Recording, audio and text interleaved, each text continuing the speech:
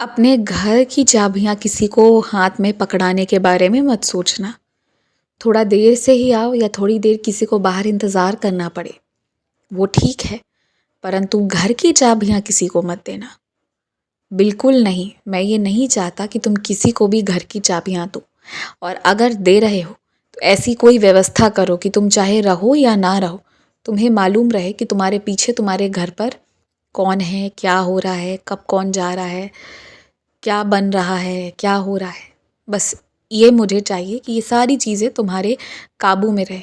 इसलिए नहीं कि कोई आएगा और तुम्हारे यहाँ नुकसान करके जाएगा, परंतु तुम्हारे घर पर ना कुछ ऐसे परिवार वाले लोग हैं जिन्हें तुम पहचान नहीं पाए हो, परंतु उन्हें तुरंत दूसरों पर शक होता है। जो उनकी सहायता करता है वो सबसे पहले उसी पर शक करते हैं, और उसमें कहीं तुम्हें भी समेट ना लिया जाए, तुम्हें भी परेशान ना होना पड़े। इसलिए बेहतर रहेगा थोड़ी परेशानी उठा लो, परंतु चाबी ना दो, और अगर दे रहे हो तो अलग से व्यवस्था रखो कि पीछे क्या हो रहा है वो सब कुछ जान पाओ, समझ पाओ।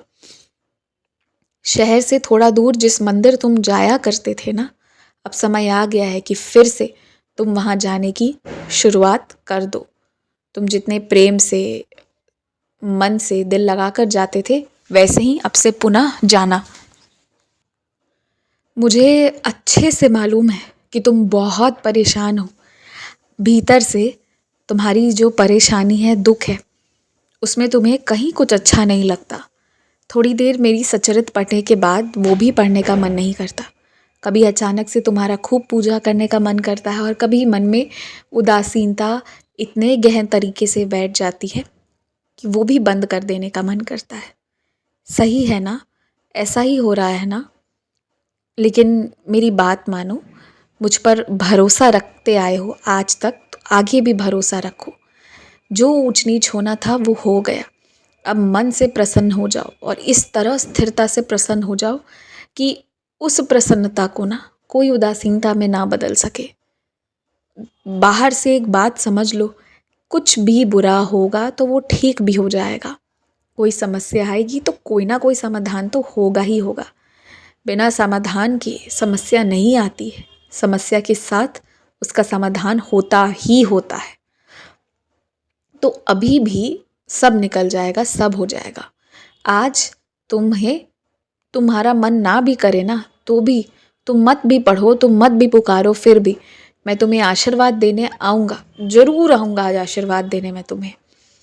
और तुम आज मेरे पसंद के पीले वस्त्र पहनना। आज तुम मेरे मन के पसंद के पीले वस्त्र पहनना, जिसमें तुम बहुत प्यारे, बहुत खूबसूरत लगोगे। और हर व्यक्ति को माफ़ कर दो। हर व्यक्ति को जिसको माफ़ नहीं कर सकते उसे मेरी चरणों पर छोड़ दो। लेकिन अब थोड़ा थोड़ा ना शांत होकर अपना काम करना आवश्यक है। जिस दिन जो व्यक्ति अपने काम में तत्पर हो जाए, अच्छा हो जाए, अपने आप में अच्छा हो जाए ना, उस दिन उस पर कोई उंगली नहीं उठा सकता। उंगली तभी तक उठती है जब व्यक्ति में कोई कमी होती है। जब अपना काम अच्छे से करोगे तो क्या बोलना है और क्या नहीं बोलना है ये अपने आप समझ आ जाएगा, और फिर उसी हिसाब से तुम्हारे साथ औरों का भी बर्ताव होगा। अपने घर के शीशे वाली जो भी चीज़ें हैं ना, उन सारी चीज़ों को अच्छे से पोंछवा कर, अच्छे से जिसे उपयोग में लाना है उपयोग में लाओ, जिसे नहीं लाना है उसे अलग हटाकर डब्बे में बंद करके अच्छे से रख दो। और जगह बहुत है, सारी जगह का घर पर उपयोग करो। जितना सामान है बराबर से उतना जगह भी है, तो उतना उपयोग में लाओ। और बाकी जो नहीं रखना है, जो अब तुम्हारे काम का नहीं है, वो किसी को दे दो और हटा दो। घर की सफाई में लग जाओ। इस साल दिवाली आने पर परेशान मत होना, उसके पहले अपने घर को सजा लो। माँ लक्ष्मी आएंगी और तुम्हारे घर जरूर आएंगी, क्योंकि तुम्हारे मन में श्रद्धा है और ईमानदारी है।